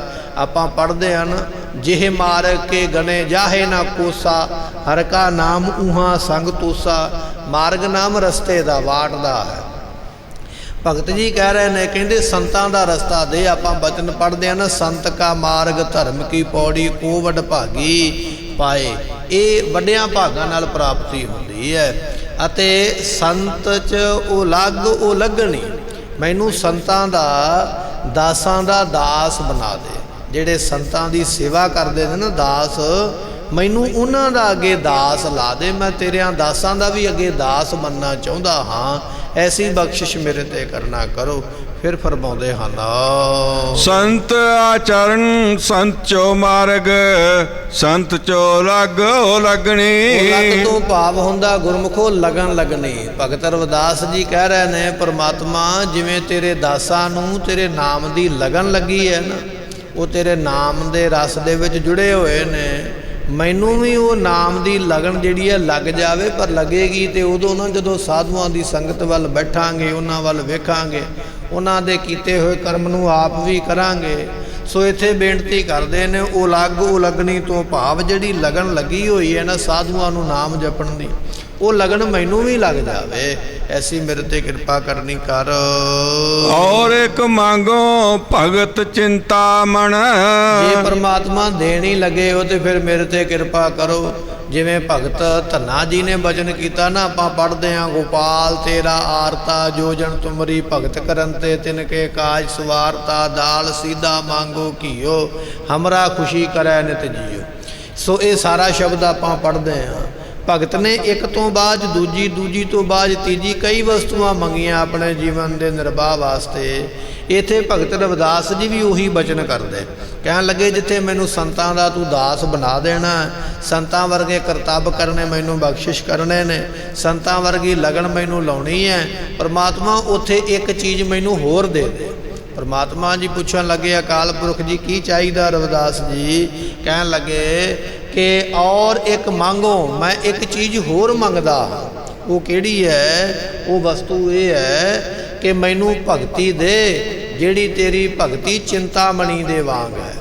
ਔਰ ਇੱਕ ਮੰਗੋ ਭਗਤ ਚਿੰਤਾ ਮਨ। ਗੁਰਮੁਖੋ ਜਿਹੜੀ ਚਿੰਤਾਮਣੀ ਹੈ ਨਾ, ਉਹਦੇ ਬਾਰੇ ਸ਼ਾਸਤਰਾਂ ਵਿੱਚ ਲਿਖਿਆ ਹੈ ਵੀ ਜਿਹੜੀ ਵੀ ਚੀਜ਼ ਮੰਗ ਲਈਏ ਉਹ ਚਿੰਤਾਮਣੀ ਪੂਰਾ ਕਰ ਦਿੰਦੀ ਹੈ, ਮਨ ਦੀਆਂ ਵਸਤੂਆਂ, ਮਨ ਦੇ ਖਿਆਲਾਂ ਨੂੰ ਪੂਰੀਆਂ ਕਰ ਦਿੰਦੀ ਹੈ। ਤੇ ਭਗਤ ਰਵਿਦਾਸ ਜੀ ਕਹਿੰਦੇ ਪਰਮਾਤਮਾ ਤੇਰੀ ਭਗਤੀ ਜਿਹੜੀ ਉਹ ਚਿੰਤਾਮਣੀ ਤੋਂ ਕਿਤੇ ਵੱਡੀ ਹੈ। ਚਿੰਤਾਮਣੀ ਤੇ ਕੇਵਲ ਦੁਨੀਆ ਦੇ ਪਦਾਰਥ ਦੇ ਸਕਦੀ ਹੈ, ਮੁਕਤੀ ਨਹੀਂ ਦੇ ਸਕਦੀ, ਪਰ ਤੇਰੀ ਭਗਤੀ ਜਿੱਥੇ ਪਦਾਰਥ ਦਿੰਦੀ ਹੈ ਉੱਥੇ ਨਾਲ ਮੁਕਤੀ ਵੀ ਦਿੰਦੀ ਹੈ। ਔਰ ਇੱਕ ਮੰਗੋ, ਮੈਂ ਇੱਕ ਵਸਤੂ ਮੰਗਦਾ ਹਾਂ, ਭਗਤ ਚਿੰਤਾ ਮਨ, ਮੈਨੂੰ ਚਿੰਤਾਮਣੀ ਦੇ ਵਾਂਗ ਜਿਹੜੀ ਤੇਰੀ ਭਗਤੀ ਹੈ ਉਹ ਬਖਸ਼ਿਸ਼ ਕਰ, ਜਿਸ ਭਗਤੀ ਤੋਂ ਸਾਰੇ ਫਲ ਪ੍ਰਾਪਤ ਹੁੰਦੇ ਨੇ। ਮੈਨੂੰ ਚਿੰਤਾਮਣੀ ਨਹੀਂ ਚਾਹੀਦੀ ਹੈ, ਮੈਨੂੰ ਭਗਤੀ ਚਾਹੀਦੀ ਹੈ ਜਿਹਦੇ ਤੋਂ ਸਾਰੀਆਂ ਵਸਤੂਆਂ ਪ੍ਰਾਪਤ ਹੁੰਦੀਆਂ ਹਨ। ਜਣੀ ਲਿਖਾਵੋ ਅਸੰਤ ਪਾਪੀ ਸਣ। ਪਾਪੀ ਸਣ ਤੋਂ ਭਾਵ ਹੁੰਦਾ ਹੈ ਪਾਪੀ ਜਿਹੜੇ ਪਾਪ ਨੂੰ ਕਰਨਾ ਚੰਗਾ ਸਮਝਦੇ ਨੇ। ਕੁਝ ਲੋਕਾਂ ਦੀ ਬਿਰਤੀ ਹੁੰਦੀ ਹੈ, ਆਪਾਂ ਕੋਈ ਪਾਪ ਹੁੰਦਾ ਵੇਖ ਲਈਏ ਤੇ ਮਨ ਕਰਦਾ ਵੀ ਇਹ ਕਿਉਂ ਵੇਖਦੇ ਪਏ, ਇਹ ਨਹੀਂ ਹੋਣਾ ਚਾਹੀਦਾ, ਮਨ ਵਿੱਚ ਦਇਆ ਆ ਜਾਂਦੀ ਹੈ। ਪਰ ਕੁਝ ਲੋਕ ਇਹੋ ਜਿਹੇ ਹੁੰਦੇ ਜਿਨ੍ਹਾਂ ਨੂੰ ਪਾਪ ਕਰਨਾ ਬੜਾ ਹੀ ਚੰਗਾ ਲੱਗਦਾ ਹੈ, ਉਹ ਜੀਵ ਨੂੰ ਸਗੋਂ ਤੜਫਾ ਤੜਫਾ ਕੇ ਮਾਰਦੇ ਨੇ। ਉਹਨਾਂ ਨੂੰ ਕਿਹਾ ਜਾਂਦਾ ਪਾਪ ਦੇ ਘਰ। ਮਹਾਰਾਜ ਕਹਿਣ ਲੱਗੇ ਪਾਪ ਬੁਰਾ, ਪਾਪੀ ਕੋ ਪਿਆਰਾ। ਪਾਪ ਹੈ ਬੜਾ ਮਾੜਾ, ਪਰ ਪਾਪੀ ਬੰਦੇ ਨੂੰ ਬੜਾ ਹੀ ਚੰਗਾ ਲੱਗਦਾ, ਉਹ ਬੜਾ ਖੁਸ਼ ਹੋ ਕੇ ਪਾਪ ਕਰਦਾ। ਜਿਵੇਂ ਕਸਾਈ ਨੇ, ਉਹ ਜੀਵ ਨੂੰ ਵੇਲਾ ਕਿਵੇਂ ਕੋਹ ਕੇ ਮਾਰਦੇ ਨੇ, ਇਸੇ ਤਰ੍ਹਾਂ ਜਿਹੜੇ ਜਲਾਦ ਨੇ ਉਹ ਜੀਵ ਨੂੰ ਮਾਰਦੇ ਨੇ, ਪਰ ਉਹਨਾਂ ਨੂੰ ਪਾਪ ਚੰਗਾ ਲੱਗਦਾ ਤੇ ਤਾਂ ਹੀ ਕਰਦੇ ਨੇ। ਸੋ ਇੱਥੇ ਬਚਨ ਕਰਦੇ ਨੇ, ਕਹਿਣ ਲੱਗੇ ਸੰਤ ਅਸੰਤ ਪਾਪੀ ਸਣ, ਜਿਹੜੇ ਲੋਕਾਂ ਨੂੰ ਪਾਪ ਕਰਨਾ ਚੰਗਾ ਲੱਗਦਾ ਹੈ, ਐਸੇ ਜਿਹੜੇ ਅਸੰਤ ਨੇ। ਇੱਥੇ ਸੰਤ ਨਹੀਂ ਅਸੰਤ ਸ਼ਬਦ ਵਰਤਿਆ, ਸੰਤ ਤੋਂ ਉਲਟਾ। ਸੰਤ ਤੋਂ ਉਲਟਾ ਕੌਣ ਹੈ? ਪਾਪੀ। ਕਹਿਣ ਲੱਗੇ ਉਹਨਾਂ ਪਾਪੀਆਂ ਦੀ ਸੰਗਤ ਕਰਨੀ ਮੈਨੂੰ ਨਾ ਦੇ, ਮੈਨੂੰ ਇਹੋ ਜਿਹੇ ਬੰਦਿਆਂ ਦਾ ਦਰਸ਼ਨ ਹੀ ਨਾ ਦੇ ਜਿਹੜੇ ਲੋਕ ਪਾਪ ਕਰਦੇ ਨੇ, ਜਾਂ ਜਿਨ੍ਹਾਂ ਨੇ ਪਾਪ ਕਰਨਾ ਆਪਣਾ ਇਸ਼ਟ ਬਣਾਇਆ ਹੋਇਆ। ਜਿਵੇਂ ਆਪਾਂ ਕਹਿੰਦੇ ਨਾ ਸਾਡਾ ਧਰਮ ਇਹ ਗੱਲ ਕਹਿੰਦਾ ਸੇਵਾ ਕਰਨੀ ਚਾਹੀਦੀ ਹੈ, ਅੰਮ੍ਰਿਤ ਵੇਲੇ ਉੱਠਣਾ ਚਾਹੀਦਾ, ਨਾਮ ਜਪਣਾ ਚਾਹੀਦਾ। ਪਾਪ ਬੰਦੇ ਦਾ, ਪਾਪੀ ਬੰਦੇ ਦਾ ਪਾਪ ਹੀ ਧਰਮ ਹੈ। ਉਹ ਕਹਿੰਦਾ ਜਿੰਨਾ ਚਿਰ ਮੈਂ ਪਾਪ ਨਾ ਕਰਾਂ ਮੈਨੂੰ ਰੋਟੀ ਹਜਮ ਕੋਈ ਨਹੀਂ ਹੁੰਦੀ ਹੈ। ਉਹ ਪਾਪ ਕਰੇ ਬਿਨਾਂ ਰਹਿ ਹੀ ਕੋਈ ਨਹੀਂ ਸਕਦਾ ਹੈ।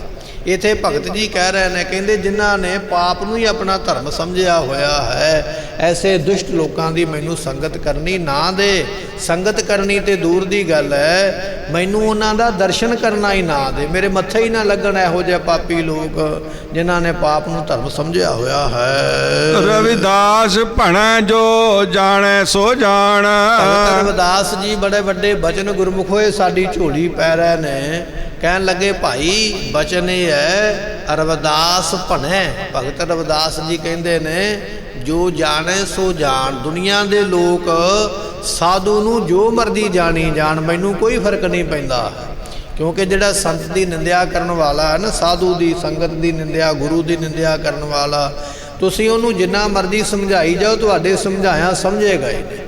ਰੱਬ ਨੇ ਡਿਊਟੀ ਉਹਦੀ ਲਾਈ ਹੈ ਵੀ ਤੂੰ ਤੇਰਾ ਕੰਮ ਹੀ ਨਿੰਦਿਆ ਕਰਨੀ ਹੈ। ਭਗਤ ਰਵਿਦਾਸ ਜੀ ਵੀ ਉਹ ਬਚਨ ਕਰਦੇ, ਕਹਿਣ ਲੱਗੇ ਜੋ ਜਾਣੇ ਸੋ ਜਾਣ। ਜਿਹੜਾ ਸੰਤ ਦੀ ਨਿੰਦਿਆ ਕਰਨੀ ਜਾਣਦਾ ਕਰੀ ਜਾਵੇ, ਮੈਨੂੰ ਕੋਈ ਫਰਕ ਨਹੀਂ ਪੈਂਦਾ ਹੈ, ਕਿਉਂਕਿ ਇਹੋ ਜਿਹਾ ਦੁਸ਼ਟ ਸਮਝਾਇਆ ਸਮਝਦੇ ਨਹੀਂ ਹਨ। ਸੰਤ ਅਨੰਤ ਅੰਤਰ ਨਹੀਂ। ਪਰ ਮੈਨੂੰ ਇਹ ਗੱਲ ਸਮਝ ਆ ਗਈ ਹੈ ਗੁਰੂ ਦੇ ਗਿਆਨ ਦੇ ਨਾਲ ਕਿ ਸੰਤ ਦੇ ਵਿੱਚ ਤੇ ਅਨੰਤ ਨਾਮ ਪਰਮਾਤਮਾ ਦਾ ਹੈ। ਅਨੰਤ ਕਿਹਾ ਜਾਂਦਾ ਬੇਅੰਤ ਨੂੰ, ਕਹਿਣ ਲੱਗੇ ਸੰਤ ਅਨੰਤ ਹੈ ਭੇਦ ਕੇਸ਼ ਨਾਹੀ। ਦੁਨੀਆ ਦੇ ਲੋਕ ਤੇ ਸੰਤ ਦੀ ਨਿੰਦਿਆ ਕਰਦੇ, ਜਿਵੇਂ ਕਰਦੇ ਕੋਈ ਕਰੀ ਜਾਵੇ, ਪਰ ਮੈਂ ਇਹ ਗੱਲ ਕਹਿੰਦਾ ਹਾਂ ਵੀ ਸੰਤ ਦੇ ਵਿੱਚ ਤੇ ਪਰਮਾਤਮਾ ਦੇ ਵਿੱਚ ਭੇਦ ਫਰਕ ਨਹੀਂ ਹੈ। ਮੈਨੂੰ ਇਹ ਤੇਰੀ ਦਾਤ ਪ੍ਰਾਪਤ ਹੋਵੇ। ਮੈਂ ਜ਼ਿੰਦਗੀ ਵਿੱਚ ਕਦੇ ਮੇਰੇ ਮਨ ਵਿੱਚ ਇਹ ਗੱਲ ਨਾ ਆਵੇ ਵੀ ਸੰਤ ਕੁਝ ਹੋਰ ਹੈ ਤੇ ਪਰਮਾਤਮਾ ਕੁਝ ਹੋਰ ਹੈ। ਮੇਰੀ ਜ਼ਿੰਦਗੀ ਵਿੱਚ ਇਹੋ ਜਿਹਾ ਸਮਾਂ ਹੀ ਨਾ ਕਦੇ ਆਵੇ, ਮੇਰੀ ਮੱਤ ਦੇ ਵਿੱਚ ਕਦੇ ਇਹੋ ਜਿਹੀ ਵਿਚਾਰ ਹੀ ਨਾ ਆਵੇ, ਮੇਰੇ ਦਿਮਾਗ ਦੇ ਵਿੱਚ ਇਹੋ ਜਿਹਾ ਖਿਆਲ ਹੀ ਕਦੇ ਨਾ ਆਵੇ ਵੀ ਮੈਂ ਸੰਤ ਨੂੰ ਹੋਰ ਤੇ ਪਰਮਾਤਮਾ ਨੂੰ ਹੋਰ ਸਮਝਾਂ। ਮੈਨੂੰ ਐਸੀ ਦਾਤ ਬਖਸ਼ਿਸ਼ ਕਰ ਵੀ ਮੈਂ ਤੇਰਿਆਂ ਸੰਤਾਂ ਨੂੰ ਸਾਧੂਆਂ ਨੂੰ ਤੇਰਾ ਰੂਪ ਹੀ ਜਾਣਾ। ਇਹ ਮੇਰੇ ਤੇ ਕਿਰਪਾ ਕਰ। ਗੁਰਮੁਖੋ ਮਹਾਨ ਭਗਤ ਨੇ ਇਹ ਬਚਨ ਜਿਹੜੇ ਨੇ ਉਹ ਕੀਤੇ ਨੇ, ਔਰ ਗੁਰੂ ਅਰਜਨ ਸਾਹਿਬ ਮਹਾਰਾਜ ਜੀਆਂ ਨੇ ਉਹ ਬਚਨ ਗੁਰੂ ਗ੍ਰੰਥ ਸਾਹਿਬ ਵਿੱਚ ਲਿਖੇ ਹੋਏ। ਸੋ ਇਸ ਤਰ੍ਹਾਂ ਸਾਧੂਆਂ ਦੀ ਜਿਹੜੀ ਹੈ ਸੰਗਤ ਲੋਚਦੇ ਨੇ ਭਗਤ ਰਵਿਦਾਸ ਜੀ, ਅਤੇ ਸੰਤਾਂ ਵਰਗਾ ਜੀਵਨ ਚਾਹੁੰਦੇ। ਪਰ ਅੱਜ ਦੇ ਸੰਸਾਰੀ ਲੋਕ ਨਿੰਦਿਆ ਤੋਂ ਬਿਨਾਂ ਕੁਝ ਨਹੀਂ ਜਾਣਦੇ, ਨਿੰਦਿਆ ਹੀ ਕਰਦੇ, ਇਸ ਕਰਕੇ ਪਾਪ ਦੇ ਭਾਗੀ ਬਣਦੇ ਹਨ। ਆਸਾ ਤੁਮ ਚੰਦਨ ਹਮ ਅਰੰਡ ਬਾਪਰੇ ਸੰਗ ਤੁਮਾਰੇ ਵਾਸਾ। ਇੱਥੇ ਭਗਤ ਰਵਿਦਾਸ ਜੀ ਪਰਮਾਤਮਾ ਦੀ ਬੇਅੰਤਤਾ ਹੀ ਵਰਣਨ ਕਰਦੇ, ਔਰ ਆਪਣੇ ਆਪ ਨੂੰ ਦਾਸ ਸਮਝ ਕੇ ਨੀਵਾਂ ਇੱਥੇ ਬਖਸ਼ਿਸ਼ ਕਰ ਰਹੇ ਨੇ। ਕਹਿਣ ਲੱਗੇ ਤੁਮ ਚੰਦਨ, ਪਰਮਾਤਮਾ ਤੁਸੀਂ ਚੰਦਨ ਵਰਗੇ ਹੋ। ਚੰਦਨ ਦਾ ਰੁੱਖ ਬੜਾ ਹੀ ਮਹਿੰਗਾ ਹੈ, ਚੰਦਨ ਦੀ ਲੱਕੜ ਬੜੀ ਮਹਿੰਗੀ ਹੈ, ਚੰਦਨ ਵਿੱਚ ਬੜੇ ਗੁਣ ਨੇ। ਇਸ ਕਰਕੇ ਬਹੁਤੇ ਗੁਣ ਜਾਣ ਕੇ, ਉਹਦਾ ਬਹੁਤਾ ਮੁੱਲ ਜਾਣ ਕੇ ਪਰਮਾਤਮਾ ਨੂੰ ਚੰਦਨ ਦੀ ਤਰ੍ਹਾਂ ਇੱਥੇ ਵਰਣਨ ਕੀਤਾ। ਵੈਸੇ ਤੇ ਪਰਮਾਤਮਾ ਦੇ ਬਰਾਬਰ ਕਿਸੇ ਤਰ੍ਹਾਂ ਦੀ ਕੋਈ ਉਦਾਹਰਨ ਦਿੱਤੀ ਨਹੀਂ ਜਾ ਸਕਦੀ ਹੈ। ਦੁਨੀਆ ਦੀਆਂ ਉਦਾਹਰਨਾਂ ਜਿਹੜੀਆਂ ਨੇ ਉਹ ਪਰਮਾਤਮਾ ਦੇ ਅੱਗੇ ਫੇਲ ਨੇ, ਛੋਟੀਆਂ ਨੇ, ਤੁੱਛ ਨੇ। ਪਰ ਜੇ ਦੁਨੀਆ ਦੀ ਉਦਾਹਰਨ ਨਹੀਂ ਦੇਵਾਂਗੇ ਤਾਂ ਸਮਝ ਨਹੀਂ ਆਵੇਗੀ। ਇਹ ਉਦਾਹਰਨ ਵਾਸਤੇ ਇੱਥੇ ਬਚਨ ਉਹਨਾਂ ਨੇ ਵਰਤਿਆ। ਕਹਿਣ ਲੱਗੇ ਪਰਮਾਤਮਾ ਤੁਮ ਚੰਦਨ, ਤੁਸੀਂ ਚੰਦਨ ਵਰਗੇ ਹੋ, ਮਹਿੰਗੇ ਮੁੱਲ ਵਾਲੇ, ਬਹੁਤੇ ਗੁਣਾਂ ਵਾਲੇ ਹੋ। ਹਮ ਅਰਿੰਡ ਬਾਪਰੇ, ਅਰਿੰਡ ਨਾਮ ਦਾ ਇੱਕ ਰੁੱਖ ਹੈ। ਕਹਿਣ ਲੱਗੇ ਅਸੀਂ ਤੇ ਉਸ ਅਰਿੰਡ ਵਰਗੇ ਆ, ਭਾਵ ਕਿ ਤੋਛੀਆਂ ਐਵੇਂ ਹੀ ਆ, ਸਾਡੀ ਤੇ ਕੋਈ ਕਦਰ ਹੀ ਨਹੀਂ ਹੈ। ਐਵੇਂ ਲੋਕਾਂ ਦੇ ਪੈਰਾਂ ਥੱਲੇ ਆਉਂਦੇ ਪਏ ਆ, ਐਵੇਂ ਦੁੱਖ ਭੋਗਦੇ ਪਏ ਆ। ਅਸੀਂ ਤੇ ਅਰਿੰਡ ਵਰਗੇ ਹਾਂ, ਪਰ ਸੰਗ ਤੁਮਾਰੇ ਬਸ, ਪਰ ਸਾਡੀ ਸੰਗਤ ਤੁਹਾਡੇ ਨਾਲ ਹੋ ਗਈ ਹੈ, ਅਸੀਂ ਤੁਹਾਡੀ ਸੰਗਤ ਨੂੰ ਪ੍ਰਾਪਤ ਕੀਤਾ ਹੈ। ਨੀਚ ਰੋਗ ਤੇ ਉੱਚ ਪਏ ਹੈ ਗੰਧ ਸੁਗੰਧ ਨਿਵਾਸਾ। ਅਸੀਂ ਨੀਚ ਰੁੱਖ ਸੀਗੇ। ਨੀਚ ਰੁੱਖ ਕੀ ਹੈ? ਰਿੰਡ ਦੇ ਰੁੱਖ ਸੀਗੇ, ਨਿੱਕੇ ਨਿੱਕੇ ਕੰਡੇ ਲੱਗੇ ਹੋਏ, ਇਹੋ ਜਿਹਾ ਸਾਡਾ ਜੀਵਨ ਸੀਗਾ। ਪਰ ਊਚ ਭਏ ਹੈ ਤੁਹਾਡੀ ਸੰਗਤ ਕਰਕੇ ਅਸੀਂ ਉਸ ਅਰਿੰਡ ਦੇ ਰੁੱਖ ਤੋਂ ਉੱਚੇ ਚੰਦਨ ਵਰਗੇ ਬਣ ਗਏ। ਕਿਉਂ ਬਣ ਗਏ? ਕਿਉਂਕਿ ਤੁਹਾਡੀ ਸੰਗਤ ਪ੍ਰਾਪਤ ਹੋਈ ਹੈ। ਗੰਧ ਸੁਗੰਧ ਨਿਵਾਸਾ, ਤੁਹਾਡੀ ਜਿਹੜੀ ਭਗਤੀ ਰੂਪ ਗੰਧ ਹੈ ਨਾ, ਉਸ ਭਗਤੀ ਨੂੰ ਕਰਕੇ ਤੁਹਾਡੇ ਨਾਮ ਦਾ ਜਿਹੜਾ ਰਸ ਹੈ, ਨਾਮ ਦੀ ਸੁਗੰਧੀ ਜਿਹੜੀ ਹੈ, ਉਹ ਸਾਨੂੰ ਪ੍ਰਾਪਤ ਹੋ ਗਈ ਹੈ। ਐਸੀ ਬਖਸ਼ਿਸ਼ ਆਪ ਜੀ ਕਰਨ ਵਾਲੇ ਹੋ। ਮਾਧੋ ਸਤ ਸੰਗਤ ਸਰਨ ਤੁਮਾਰੀ। ਮਾਇਆ ਦੇ ਪਤੀ ਮਾਧੋ ਪਰਮਾਤਮਾ ਸਾਨੂੰ ਆਪਣੀ ਸਤ ਸੰਗਤ ਬਖਸ਼ਿਸ਼ ਕਰੋ। ਮਾਧੋ ਸਤ ਸੰਗਤ ਸਰਨ ਤੁਮਾਰੀ, ਜਿਹੜੀ ਸੰਗਤ ਤੁਹਾਡੀ ਹੈ ਉਸ ਸੰਗਤ ਦੀ ਸ਼ਰਨ ਵਿੱਚ ਜਾਣਾ, ਐਸੀ ਦਾਤ ਸਾਨੂੰ ਦੇਣਾ ਕਰੋ। ਹਮ ਔਗਣ ਤੁਮ ਉਪਕਾਰੀ। ਸਾਡੇ ਵਿੱਚ ਤੇ ਔਗਣ ਹੀ ਔਗਣ ਨੇ, ਤੁਸੀਂ ਪਰਉਪਕਾਰੀ ਹੋ, ਤੁਹਾਡੇ ਵਰਗਾ ਪਰਉਪਕਾਰੀ ਕੋਈ ਨਹੀਂ ਹੈ। ਮੋਸੋ ਨਾ ਨਾਥ ਅਨਾਥ ਨਾ ਤੋਸਰ, ਭਾਈ ਗੁਰਦਾਸ ਜੀਆਂ ਨੇ ਬਚਨ ਕੀਤੇ। ਪਰਮਾਤਮਾ ਮੇਰੇ ਵਰਗਾ ਅਨਾਥ ਯਤੀਮ ਕੋਈ ਨਹੀਂ ਹੈ, ਤੇਰੇ ਵਰਗਾ ਮਾਲਕ ਕੋਈ ਨਹੀਂ ਹੈ, ਮੇਰੇ ਵਰਗਾ ਔਗਣ ਵਾਲਾ ਕੋਈ ਨਹੀਂ ਹੈ, ਤੇਰੇ ਵਰਗਾ ਗੁਣਾ ਵਾਲਾ ਕੋਈ ਨਹੀਂ ਹੈ। ਸੋ ਕਹਿਣ ਲੱਗੇ ਹਮ ਔਗਣ ਤੁਮ ਉਪਕਾਰੀ, ਅਸੀਂ ਅਵਗੁਣਾਂ ਦੇ ਭਰੇ ਹੋਏ ਹਾਂ। ਪਰਮਾਤਮਾ ਜੀ ਤੁਸੀਂ ਪਰਉਪਕਾਰ ਹੀ ਪਰਉਪਕਾਰ ਕਰਨ ਵਾਲੇ ਹੋ। ਜੇ ਪਰਮਾਤਮਾ ਸਾਡੇ ਔਗੁਣਾਂ ਵੱਲ ਕਿਤੇ ਵੇਖ ਲਵੇ ਨਾ ਤੇ ਸਾਨੂੰ ਖਾਣ ਵਾਸਤੇ ਮਿਲੇ ਹੀ ਕੁਝ ਨਾ, ਪਰ ਉਹ ਵੇਖਦਾ ਨਹੀਂ ਹੈ। ਬਚਨ ਸਤਿਗੁਰੂ ਪਾਤਸ਼ਾਹ ਮਹਾਰਾਜ ਜੀਆਂ ਦਾ 10ਵੇਂ ਪਾਤਸ਼ਾਹ ਨੇ ਬਖਸ਼ਿਸ਼ ਕੀਤੀ ਹੈ ਗੁਰਬਾਣੀ ਦੇ ਅੰਦਰ। ਕਹਿਣ ਲੱਗੇ ਜਿਹੜਾ ਬੰਦਾ ਹੈ ਨਾ ਕਰਦਾ ਤੇ ਬੜੇ ਪਾਪ ਹੈ, ਪਰ ਪਰਮਾਤਮਾ ਦਿੰਦਾ ਹੋਇਆ ਨਹੀਂ ਹਾਰਦਾ, ਫਿਰ ਵੀ ਬਖਸ਼ਿਸ਼ਾਂ ਕਰੀ ਜਾਂਦਾ ਹੈ। ਰਾਓ ਤੁਮ ਮਕਤੂਲ ਸੁਪੇਦ ਸੁਪੀਲ ਹਮ ਬਪਰੇ ਜਸ ਕੀਰਾ। ਪਰਮਾਤਮਾ ਜੀ ਤੁਸੀਂ ਮਖਤੂਲ ਹੋ। ਮਖਤੂਲ ਕਿਹਾ ਜਾਂਦਾ ਗੁਰਮੁਖੋ ਰੇਸ਼ਮ ਦੇ ਬਸਤਰ ਨੂੰ। ਤੁਸੀਂ ਰੇਸ਼ਮ ਦੇ ਬਸਤਰ ਹੋ, ਜਿਸ ਬਸਤਰ ਦੇ ਵਿੱਚ ਸਫੇਦ ਕਹੀਏ ਚਿੱਟਾ ਰੰਗ ਅਤੇ ਸਪੀਅਲ ਤੋਂ ਭਾਵ ਹੁੰਦਾ ਪੀਲਾ ਰੰਗ। ਤੁਸੀਂ ਰੇਸ਼ਮ ਦੇ ਇਹੋ ਜਿਹੇ ਬਸਤਰ ਹੋ ਚਿੱਟੇ ਤੇ ਪੀਲੇ ਰੰਗ ਦੇ, ਪਰ ਪਰਮਾਤਮਾ ਹਮ ਬਪਰੇ ਜਸ ਕੀੜਾ, ਅਸੀਂ ਤੇ ਕੀੜੇ ਵਰਗੇ ਹਾਂ। ਤੁਹਾਡਾ ਤੇ ਸਾਡਾ ਕੀ ਮੁਕਾਬਲਾ। ਹੁਣ ਕੀੜਾ ਜਿਹੜਾ ਹੈ, ਅਸੀਂ ਕੀੜਿਆਂ ਵਰਗੇ ਹਾਂ ਤੇ ਤੁਸੀਂ ਉਹ ਰੇਸ਼ਮ ਦੇ ਸੁੰਦਰ ਬਸਤਰ ਵਰਗੇ। ਔਰ ਕੀੜੇ ਦਾ ਸੁਭਾਅ ਕੀ ਹੁੰਦਾ? ਕੀੜਾ ਇਹ ਨਹੀਂ ਸਮਝਦਾ ਵੀ ਮੈਂ ਤੋਛਾਂ ਤੇ ਬਸਤਰ ਮਹਿੰਗਾ, ਪਰ ਕੀੜੇ ਨੂੰ ਤੁਸੀਂ ਬਸਤਰ ਦੇ ਉੱਪਰ ਛੱਡੋਗੇ, ਉਹ ਬਸਤਰ ਨੂੰ ਕੱਟਣ ਜ਼ਰੂਰ ਲੱਗ ਪਏਗਾ, ਉਹਦੇ ਵਿੱਚ ਨਿੱਕੇ ਨਿੱਕੇ ਛੇਕ ਕਰਨ ਲੱਗ ਪਏਗਾ। ਇਸੇ ਤਰ੍ਹਾਂ ਪਰਮਾਤਮਾ ਅਸੀਂ ਹੈ ਤੇ ਉਸ ਨਿਕੰਮੇ ਕੀੜੇ ਵਰਗੇ, ਪਰ ਕਰਦੇ ਤੁਹਾਡੀ ਅਸੀਂ ਨਿੰਦਿਆ ਹੀ ਹਾਂ ਹਰ ਵੇਲੇ। ਰੱਬ ਨੇ ਮੈਨੂੰ ਕੀ ਦਿੱਤਾ? ਰੱਬ ਨੇ ਮੈਨੂੰ ਦਿੱਤਾ ਹੀ ਕੁਝ ਨਹੀਂ ਹੈ, ਮੇਰਾ ਤੇ ਬਣਿਆ ਹੀ ਕੁਝ ਨਹੀਂ ਹੈ। ਹਰ ਵੇਲੇ ਅਸੀਂ ਰੱਬ ਦੀ ਨਿੰਦਿਆ ਕਰਦੇ। ਜੇ ਧੁੱਪ ਆ ਗਈ ਤੇ ਕਿਉਂ ਆਈ ਹੈ, ਛਾਂ ਆ ਗਈ ਤੇ ਕਿਉਂ ਆਈ ਹੈ, ਮੀਂਹ ਪੈ ਗਿਆ ਤੇ ਕਿਉਂ ਪੈ ਗਿਆ, ਨਹੀਂ ਪਿਆ ਤੇ ਕਿਉਂ ਨਹੀਂ ਪਿਆ ਹੈ। ਅਸੀਂ ਤੇਰੇ ਵਿੱਚ ਦੋਸ਼ ਹੀ ਅਰਪਦੇ ਰਹਿੰਦੇ ਹਾਂ। ਪਰਮਾਤਮਾ ਨੇ ਆਹ ਵੀ ਮਾੜਾ ਕੀਤਾ, ਆਹ ਵੀ ਮਾੜਾ ਕੀਤਾ।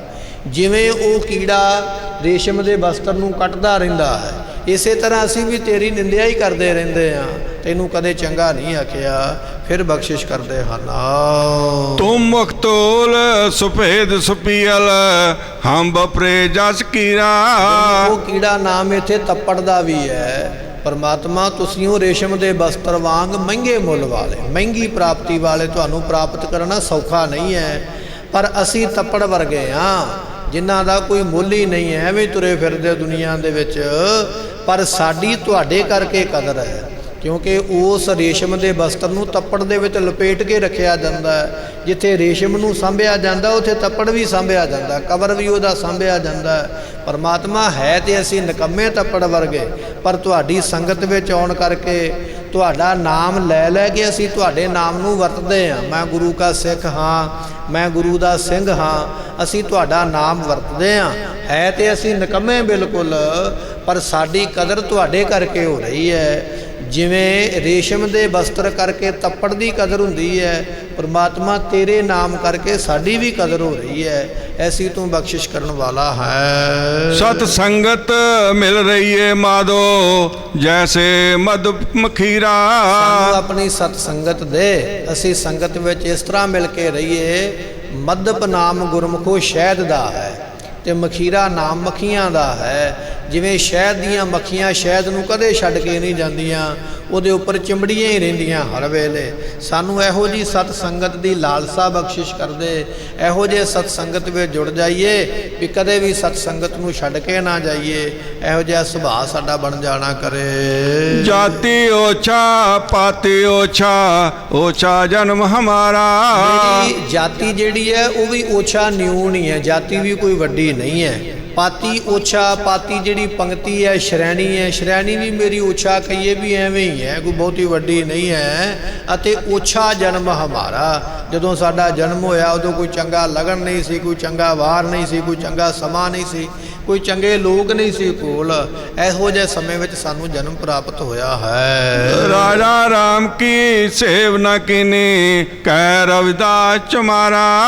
ਰਵਿਦਾਸ ਜੀ ਇੱਥੇ ਬਖਸ਼ਿਸ਼ ਕਰਦੇ ਨੇ, ਕਹਿਣ ਲੱਗੇ ਉਹ ਜਿਹੜਾ ਰਾਜਾ ਹੈ ਨਾ, ਪ੍ਰਕਾਸ਼ ਸਰੂਪ ਪਰਮਾਤਮਾ, ਤਾਂ ਕੀ ਸੇਵ ਨਾ ਕੀਨੀ, ਕਹਿ ਰਵਿਦਾਸ ਚਮਾਰਾ। ਅਸੀਂ ਤੇਰੀ ਸੇਵਾ ਨਹੀਂ ਕਰ ਸਕੇ ਜਿੰਨੀ ਕਰਨੀ ਚਾਹੀਦੀ ਹੈ।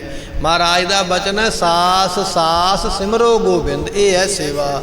ਹਰੇਕ ਸਾਸ ਦੇ ਨਾਲ ਰੱਬ ਦਾ ਨਾਮ ਲੈਣਾ, ਇਹ ਉਹਦੀ ਸੇਵਾ ਹੈ, ਜਿਹੜਾ ਨਾਮ ਜਪਣਾ ਹੈ। ਪਰ ਸਾਡੇ ਤੋਂ ਕਿੱਥੇ ਲਿਆ ਜਾਂਦਾ ਹੈ। ਅਸੀਂ ਤੇ ਮਸਾਂ ਨਿਤਨੇਮ ਕਰੀਦਾ, ਘੜੀ ਵੱਲ ਵੇਖ ਵੇਖ ਕੇ ਵੀ ਕਦੋਂ ਸਮਾਂ ਪੂਰਾ ਵਿੱਚ ਉੱਠ ਪਈਏ। ਇਸ ਕਰਕੇ ਅਸੀਂ ਤੇਰੀ ਸੇਵਾ ਕਰ ਹੀ ਨਹੀਂ ਸਕੇ ਜਿੰਨੀ ਕਰਨੀ ਚਾਹੀਦੀ ਹੈ। ਇਹੋ ਜਿਹੇ ਅਸੀਂ ਨਿਕੰਮੇ ਹਾਂ, ਤੂੰ ਇਹੋ ਜਿਹੀਆਂ ਵੱਡੀਆਂ ਦਾਤਾਂ ਦੇਣ ਵਾਲਾ ਹੈ। ਸਮੇਂ ਦੀ ਸਮਾਪਤੀ, ਭੁੱਲਾਂ ਦੀ ਮੁਆਫੀ, ਬਚਨ ਉਪਦੇਸ਼ ਗੁਰੂ ਕਾ ਹਿਰਦੇ ਜਾਣ ਕੇ ਹਿਰਦੇ ਵਿੱਚ ਵਸਾਉਣਾ, ਭੁੱਲਾਂ ਦਾਸ ਦੀਆਂ ਮੁਆਫ ਕਰਨੀਆਂ। ਦਿਓ ਸੱਜਣਾ ਸੀਸਲੀਆਂ, ਜੋ ਹੋਵੇ ਸਾਹਿਬ ਸੇ ਮੇਲੋ। ਜਾਤੀ ਓਛਾ ਪਾਤੀ ਓਛਾ, ਓਛਾ ਜਨਮ ਹਮਾਰਾ। ਰਾਜਾ ਰਾਮ ਕੀ